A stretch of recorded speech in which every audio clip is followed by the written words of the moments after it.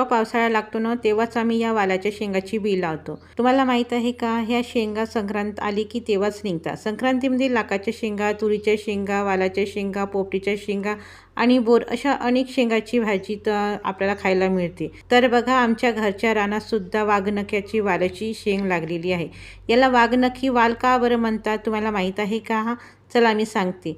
या शेंगा किती लांब आहे आणि दोन्ही साईडचे कोणते सुवट आहे आणि थोडी गोलाकृती पण असते, म्हणून याला वाघनख्याचा वाल असे म्हणतात। वाल हे वेगवेगळ्या प्रकारचे असते, मात्र या वालाची भाजी टेस्ट खूप छान लागते।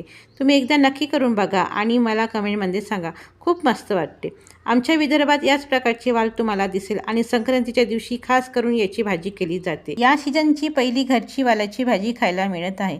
तुम्ही या शेंगांना काय म्हणतात तर नक्की मला कमेंटमध्ये सांगा।